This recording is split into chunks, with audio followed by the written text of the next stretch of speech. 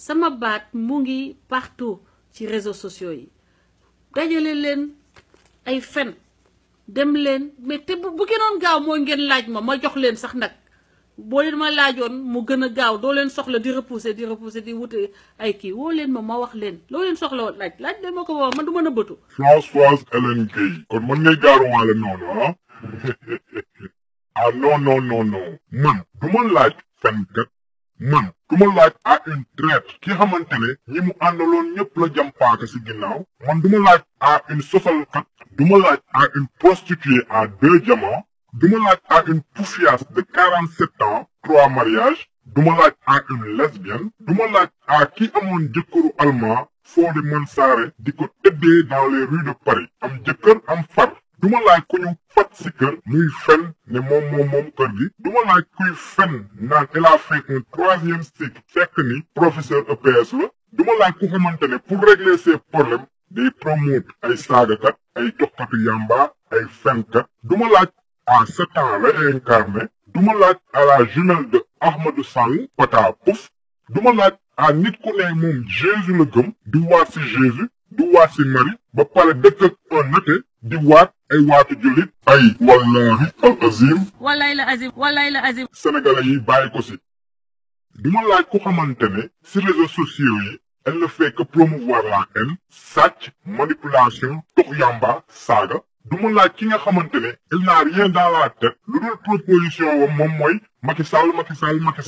Marième Faye ak yónnee leen xaalis Assane Diouf du ma laaj ku xamante ne immigré yi ñëw États-Unis yëpp dañuy jug dem liggéeyi moom mu ne fang si divan moom di pervertir sama jeunesse su dëkk di leen jàngal prostitution di utiliser ay nit juste pour avoir des abonnés pour dire que dafa am doole si opposition bi du ma laaj ku xamante ne avenir am si assurance vie màgget bu kenn soxlawul États-Unis divorcé depuis 2004 la ko wékk du ma laaj ku xamante ne États-Unis lu muy rëy lépp si moom kese laa déggee femme au foyer ay jabaru multimillionnaire di liggéeyi moom jëkkëram entre guillemets bii gagné dans les $61,000 par année Mactar Klakagula bi ngay xas gagne mieux que ton mari bu dee ay jabaru millionnaire ñoo mën a dem liggéeyi yow nga ne tàng si sa divan bi ngay xas famille Hinton xanaa bu dee Amadou Sall moom mooy Hinton yow xanaa triple tàng ngay mel ni panneau Michelin. man sama jëkkër moo fay pour que samay données golo du ko jot golo yi li ñu def Assane Diouf dañoo foog ne man da ngay dugg biir système américain yi rek dugal Françoise Hélène Gueye daal di xam loo xam non man du ma nit ku ñuy gëstu comme ça nga jot samay biir sama jëkkër dafay fay extra pour que doo leen ma mën a gëstu parce que xam na ci lan laa nekk te doo leen may loolu. nee naa leen sama live xejul ci yéen te ça c'est mon dernier avertissement parce que su ma déggatee sama gémmiñ seen dans vos sales bouches là dans vos bouches seen gémmiñ yi mel ni fausse cabinet. Françoise Hélène Gueye yow nan nga xamee ni gémmiñu nit ki ni fausse cabinet yow daal li gars yi wax rek comme passe partout quoi. ku ma ci déggati sama tur du ma jaar par gauche ou par droite du ma leen sax tudd parce que xam naa ni loolu ngeen di wut ku ma ci tuddati dinaa la porter plainte for libel diffamation of character te di nga jaabante Californie parce que man ngeen tooñ man maa leen porter plainte di ngeen jaabante Californie ba ñàkk seeni liggéey.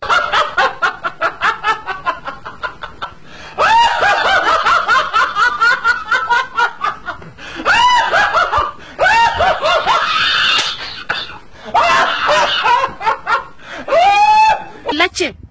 boo leen jàngul da ngeen di wut xam-xam dugg leen di lacce Google sax dugg leen Google ngeen posé balaa ngeen def acte ngeen dugg ci Google bi ngeen ne su ma publier ay documents confidentiels lan laa ciy jëlee parce que ay baadoo la ngeen ku ma ci porter plainte nga ñàkk sa liggéey ku ma ci porter plainte ngay jaabante ñaari fan ñàkk sa liggéey baadoo la yu bon yi nekk fii Amérique koo ci porter plainte muy jaabante di wuyu di jël billet d'avion di ñëw fii Californie di ma tontu. Françoise Hélène Gueye dégg naa la ngay menacer ay nit yoo xamante ne ils n'ont rien à voir ak samay vidéo nga naan leen que dañ leen di porter plainte ñuy ñëw di la wuyu si tribunal en Californie. xanaa yow mi wane kayitu Eric Dick Wheeler xanaa bu boobaa yow tey doo fanaan si kër gi say rëy làmmiñ bi say wax ju bëri yow wax naa la muusuloo da ngay muus y a une grande différence entre faire la maline ak être Malick yow fenkat nga ñëpp xam nañ ko Sénégal sàcckat nga te dinaa ko prouver. Ah, je t'avais pas dit. Il y a 3 ou 4 vidéos qui viennent back to back. Que moi, je suis stratégique. Moi, je sniper là. Pour être un sniper, il faut être très patient. Moi, je suis très patient. Loxo yi lay mbaj doo ko gis doo ko dégg te doo ko sentir. Il faut le dire nag Françoise Hélène Gaye moo gën a muus Assane Diouf dafa juutal document bi dafa jël document bi mel ne ku koy lire bu boobaa yéen Sénégalais yi doo leen gis nañu bind si ginnaaw mais dafa fekk ni si àdduna bi kuy muus lu di nga fi fekk ku la gën a muus bàkkoowuma que maa fi gën a muus am na ñu ma gën a muus foofu mais ñaari sàcc yi ñaari triant yi ñaari manipulateur yi ak ñu topp seen ginnaaw ñooñu duma seen morom François Hélène Gaye waaye mu ëlbatal la sa papier bi Sénégalais yépp leen li nekk si biir merci pour information yi information yi moom la ñuy utiliser pour localiser kër gi nga dëkk kii ko moom ba may dox ba léegi samay limitu kër lay dox dégg ngeen ah borom ñi yàq de gis ngeen samay limitu kër lay dox damay dox du début ok fii la commencé parce que baadoole yi booy wax ci Sénégal di sacrifié wu ci Sénégal dañuy foog ni dangaa tekkiwul dara moo tax ngay wut à tout prix looy tekkee wala looy yóbbu mbala looy amal sa bopp man dama doyal balaa sax lenn di xew. Sénégalais yi jàpp leen ni Françoise Hélène Gaye ak Assane Diouf ils utilisent les mêmes techniques pour dox ci kaw xelu Sénégalais yi maanaam dañuy jéem a gëmloo Sénégalais yi que ñoom dañoo réussir aux États-Unis di leen won ay kër di leen won ay oto bu fekk ni ñoom ci seen bopp dañ leen fat déglu leen bu baax Françoise Hélène Gaye naa leen sama kër xool leen ni mu toll li may dox yépp sama kër la dinaa leen won kan moom kër gi man xam nga maa ngi nii xappi sëyuma de waaye kon bii waaye kii moo nak deex deret jënd ñaari bàgg jamaa takkal ma ko te takkuma ñaari bàgg jamaa de laa la wax de tegle ko doublé nga jox ko jigéen joo xam ne takkoo ko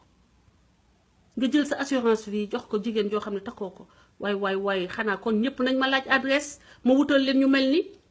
li du neex tase góor rek salaamaaleykum mu ne la jamaa ngi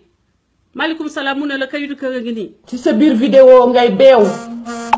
nga ne danga am ay jamaa sa première jëkkër sa première gain boobu nga nekkal États-Unis première fois danga ko xam rek mu offrir la ñaari bague en diamant waxatuma ca beneen vidéo aussi ngay wane ne dangaa am matériel ngay wane dangaa am villa dangaa am kër dangaa am toujours dans le monde du matériel. ma bëgg la xamal yow Françoise Hélène Gaye bu fekkee ne danga jógee Sénégal mu jaral la nga dem jaay sa bopp ngir jamaa ñaari jamaa ñun man bokkuma ci famille boo xam ne dañuy jaay suñu bopp ngir alal ñun bu ñuy sëy du ñuy jaay suñu cot danga bu baax li ma la wax du ñu jaay suñu cot ndax or wala jamaa wala leneen xam nga ñu ngi ci mujjig jamono loolu yëpp misaal la xam nga ñu ngi ci mujjig jamono yow yaa ngi toog ngay wanewu sa matériel yow yaa bokk ci lignée famille bi nga xam ne ñoo jaayoon seeni moroomu nawle noir ci lignée boobu yow nga bokk boo xamulee foo bokk moo wax la foo jóge ci lignée boobu nga bokk ñi nga xam ne ñoo nekkoon Sénégal di côtoyer ak colon yi di trahir di or seen yeneeni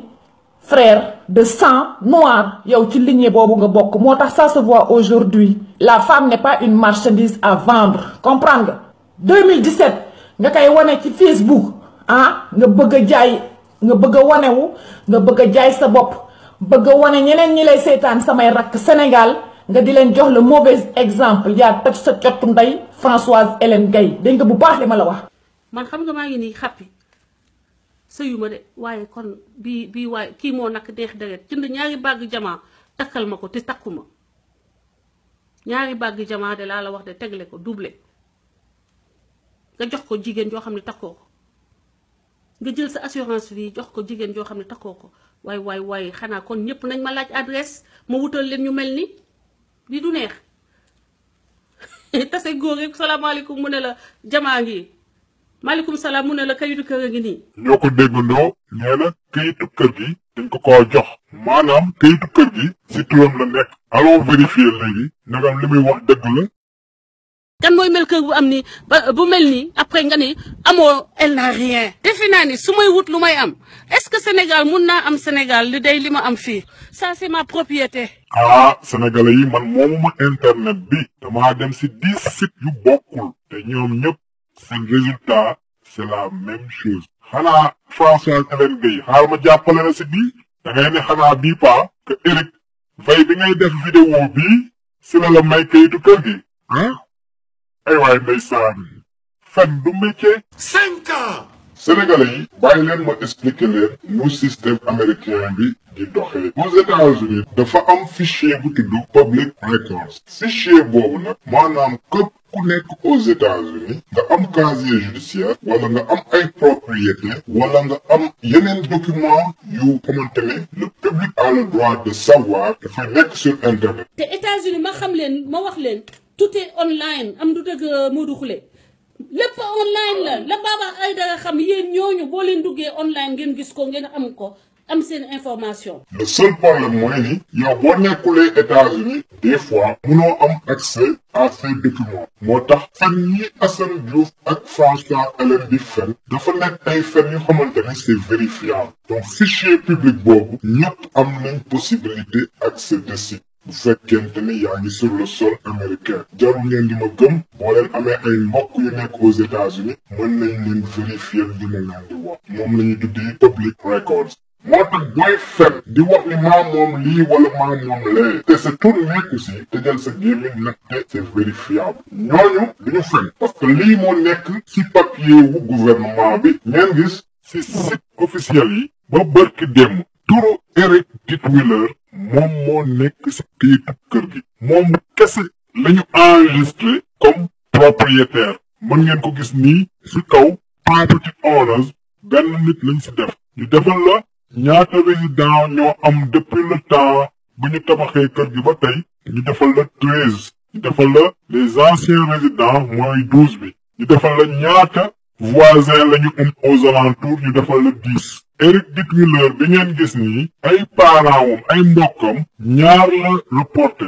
muy Laura Dittwiller ak Julie Dittwiller ay doomam. turu Françoise Hélène Gueye daa nekkul fenn ci document yu xamante ne topp na Eric Dittwiller. ñu wax leen ci kaw adresse bi 5889 Baldwin Avenue Riverside Californie code postal ñu wax leen ñaata la ñu estimer le kër gi di jar muy $465,900 ñu wax leen ñaata chambre ñoo nekk ci kër gi muy 4 ñu wax leen ñaata salle de bain ñoo nekk ci kër gi muy 2 ñu wax leen superficie bi kër gi am muy 2349 square feet ñu wax leen nagam kër gi c'est à base fu mu toll ñu ne leen non ñu wax la ban type de kër la moom mooy single family ñeen jàpp single family bii parce que bii single family bi dina fenloo waat Françoise Hélène Gueye ba muy wax ni que moom bu ko neexoon dañuy jël partie ci kër gi jaay ko loolu amul munul am ñu wax leen tamit ban année la ñu tabax kër gi mooy 1981 ñu wax la document bi ban date lañ ko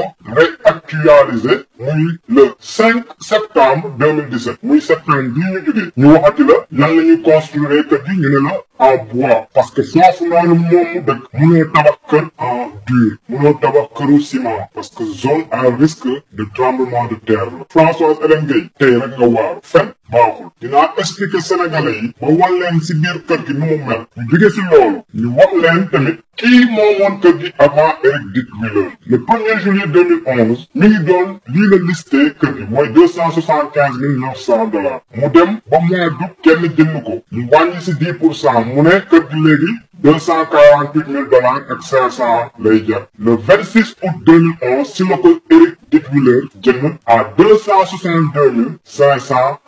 dugg ci net bi di xool sama kër naan du kër gi jagul $500,000 kër gi $350,000 lay jag. léegi nag confusion bi am mooy entre li fi Françoise Hélène Gueye waxoon mooy ni xam nga kan moo wax loolu que kër gi $350,000 lay jar ma leen wax ni non kër gi fu mu toll ni $465,900 lay jar durant les 6 dernières années le prix du marché dafa yéeg léegi loolu tax en 6 ans kër gi dafa double prix du lu xamante ne que Eric moom moo génnee $465,900 si poche am génnee ko jënd kër gi non Eric $265,900 62 500 de jëndee kër gi mais au fur des années pendant les 6 dernières années kër gi ça a monté en flèche ba ñu koy estimer fu mu toll nii wax ñu loolu lay jar mais loolu lañ ko estimer $465 Eric ba tey nii ma leen di wax nii day fay crédit immobilier ci $262 500 yii donc Françoise Hélène Gueye bii bàkkoo ni jëkkëram dafa am xaalis. damay gis ay baadool yu tekkul dara nekk fi Amérique ay ati at tekkiwuñu dara laa la wax dañu taxaw naan non Hélène elle n'a rien Hélène elle n'a rien da ngeen di xam ni que dafa sonn waaye ku sonn dina nekk ci lii ku sonn dina moom lii mais su ma sonnee ba sonn boog sama jëkkër jaay teer yi yor fii mu jaay ko jox ma. xanaa bu dee tekkiwuñu dara amuñu dara xanaa ñu jaay boog teer yi nekk ci suuf. jaay ko am ñu fa tabax seeni kër daal di ñoo fay ay millions. Françoise Hélène Gueye li nga fi wax nii ay fen la yow ak Assane Diouf xaw ma kan moo si dàq nestale moromam lii nii mooy code municipal Riverside ville bi nga dëkk code municipal bi nag gouvernement bee ko moom du man code municipal bi ñett la may Eric loué 2 à 3 chambres sans autorisation mu loué 3 à 4 chambres avec autorisation article 19.525 lenn la may Eric mu tabax benn bâtiment supplémentaire soit Eric loué ko soit mu def ko maison d'amis bu dee moom le propriétaire est absent de la propriété pendant plus de 90 jours ginaar sax amuloo droit jaay ko fa. waaw lii sama kër la bokk lii ci suuf sama backyard gis ngeen sama kaani yi ay kaani kese ak ay poivron lañ fiy béy ay tomate xanaa neex ci biir Amérique. gis ngeen montagne yi taw sedd bi bu commencé nii day am ay glace ay comment je vais vous dire ça neige day neiger te fii du tàng donc ñun sama jëkkër dafa tabax benn genre balcon xam nga rek moom du noppalu xaaral ma woon leen un peu fii benn genre jardin la donc dafa créer benn genre espace boo xam ni avant nga wàcc xam nga fii montagne kii la lii ci kër gi la bokk fii ba fële foo leen taxaw ne Françoise Hélène Gueye elle n'a rien Amérique bi kan mooy sëy ak ku yor te doo yor kan mooy sëy ak ku yàlla baaxee te doo baax fii Amérique. Eric Dick-Wheeler professeur d'université la branche bi muy yëngu lii mooy seen salaire moyen $60,000 muy 34 millions de francs CFA par année ñu dem si Mactar Kagulaar bi Françoise Hélène Gueye ak Assane Diouf chaque fois nekk naan dawalkatu camion ma leen di wax ni dawalkatu camion yi mel ni Mactar Kagulaar ñu leen di woowee de truckers wala 18-wheelers drivers ñooñu seen minimum de paie moom mooy 26 millions te mën nañ dem ba 66 millions de francs CFA moyen bi nga xamante ne Mactar Kagulaar mën na ko gagné moom mooy 40 millions de francs CFA par année entre kiy gagné 34 millions ak kiy gagné 48 millions am na différence donc Mactar Kagulaar bi ñuy xes il gagne mieux que jëkkëru Françoise Hélène Gueye entre guillemets. bàyyi leen ki ngeen naan da ngeen koy sakolay bootew ko kayitu lempo. Assane Diouf moom bokkul sax ci course bi ndaxte boo leen fàttalikuwee ci document contre l'État bi waroon naa leen taxe bi Assane Diouf di fay par année ñu waxoon leen ni Assane Diouf entre $1 ba 30 millions de francs CFA la déclaré woon ni lay gagné par année. boo leen xoolee nii di ngeen gis taxe ngeen gis ñaata la fay moom mooy $50 $50 yi nag moom mooy pour business yi nga xamante ne ñoom yaakaar nañ ni dinañ def entre $0 ba $50,000 de chiffre d'affaires par année. léegi nag ki xamante ne yow yaa ngi si suuf 30 millions moom mooy maximum bi ngay gagné Eric topp si en deuxième Mactar Kagulaar topp si yéen ñi nekk di saaga Mactar Kagulaar amal ngeen nit ki ndaxte ñii di leen saaga loo Mactar Kagulaar ay naafeq lañ ay fenkat lañ man nag fu ma gisee dëgg dama koy wax bokkuma benn parti politique ñun Sénégal de la vérité ñun ñooy ñi xamante ne dañuy segg les fenkat des waxkatu dëgg dorénavant ñun ñooy tamit biy séparer fenkat yi ak waxkatu dëgg yi. gis nga on a fait c'est un style ranch mexicain donc gis nga ça c'est le front yard mooy li ñu wax le jardin qui est devant la maison ci backyard bi la ñu nekkoon backyard bi laa leen woon voilà la vieille maison ci kaw c'est les installations pour électricité donc ñun duñu fay électricité dañuy jaay sax électricité parce que alaaji suñu alaaji bi dafa def ay installation ci kaw ay panneaux solaires. Françoise Hélène Gueye bu dee sa jëkkër comme ni nga ko waxee mën na fay gars yi ñaari yoon lu tax mu nekk si prix wu 19 panneaux solaires avec $25,000 kese nag war ko fay en 12 ans. ok sama oto moom laa gaare nii. may baax ça c'est notre. bu dee sa jëkkër ni nga ko waxee dafa bëri xaalis noonu lu tax oto bi ngay dawal Ford Explorer 2011 bii ngeen jëndee ko occasion Sénégalais yi oto bii bu chéré ba cher 6 millions lay jar man li may wax yëpp preuve yi nii oto 6 millions kese mënoo leen ko fay cash ba pare bëgg ñu sonal ak i sama jëkkër mën na leen fay ñaari yoon. mais man sama jëkkër dee leen sama jëkkër mën na leen fay ñaari yoon ñoom ku ci nekk di wax. sa jëkkër mënul fay kenn benn yoon sax bay fay ñaari yoon sa jëkkër ñefekat la avant Françoise Hélène Chrysler Sebring la amoon moom ngeen di gis nii si photo bi léegi nag dafa monté grade auto occasion lañ ko jëndal bu xamante ne Eric day fay ba tey li ñuy wax car loan maanaam chaque fin du mois dañ koy dagg si oto buy jar 6 millions. bu dee sa jëkkër dafa am xaalis lu tax muy dem kas di wut ventilo wu Golf 600 boobu Françoise Hélène Gueye bu dee sa jëkkër dafa am xaalis boobu ngay bàkkoo lu tax ngay jéem a réparer iPad. ba ma jógee ci rendez-vous boobu maa ngi dem xool sama iPad ndax mën nañ ko defar parce que iPad bi cata ci dugg iPad bi daal dof complètement dafa daanu. joxe na $50 maak moom ñoo yem ni ñu joxe na $50 ci réunion keroog bi. Françoise Hélène Gueye ma laaj ma beneen question bu dee sa jëkkër dafa am xaalis lu tax ba Assane Diouf soxla wooy avocat yow ngay woote ni que Assane Diouf fenkat international sa frère la te muy dëgg sa frère la ndaxte fen rek nga mën lu tax ay nit di yónnee ay $200-300 yow nga joxe $50 30,000 francs CFA bàyyi leen ñoddi bi ngeen di bàyyi amoo leen dara ngeen amul ndaxte yow personnellement dangaa liggéeyul gontoo yettoo yow sa diwan boobu nga toog ne fàng amuloo lenn sa jëkkër ñefekat la États-Unis ba mu daj si yow kese laa dégg waxum femme au foyer. xam nga man mënuma bëri xarit Sénégal duma mës a bëri xarit parce que nit ñi dañuy fen nga toog si gis seeni fen nga leen di suturaal ñuy monter chaque jour dañuy gën a monter. mbokku Sénégalais yi Françoise Hélène Gueye depuis ba mu xamee ni que ñu ngi si ginnaawam vidéo bii mu doon wax ni këram la nekk ak yeneen vidéo si ginnaaw vidéo yi bu ko posté rek après supprimer ko mais dafa fekk ni ñun ñu gën ko gaaw dañ koy toxu mu mel ne ndaraan bu tàkk di ñu gën a may ay information vidéo bii ngeen di gis nii moom moo ko posté woon si Facebook mu supprimer ko et Françoise Hélène Gueye vidéo yi ñuy supprimer yi yëpp dafa fekk ñun téléchargé nañ ko bu yàgg booy pare live rek fekk na vidéo yi dugg nañ noonu la ñu gaawee parce que da ngay sosal waxoon naa leen ni Françoise Hélène Gueye ak Assane Diouf neewoon naa leen nit moom mooy may sutura boppam parce que bëggoo leen may seen bopp sutura dinañ wan Sénégalais yi dëgg bi yëpp si seen histoire fenu terrorisme bi ba si tey am nag bi ngeen créé yaak Assane Diouf depuis le 9 août 2017 dëgg rek mooy mujj fen mosul tabax kër. man sama jëkkër moo fay pour que samay données golo du ko jot golo yi li ñu def Assane Diouf dañoo foog ne man da ngay dugg biir système américain yi rek dugal Françoise Hélène Gueye daal di xam loo xam non man du ma nit ku ñuy gëstu comme ça nga jot samay biir sama jëkkër dafay fay extra pour que doo leen ma mën a gëstu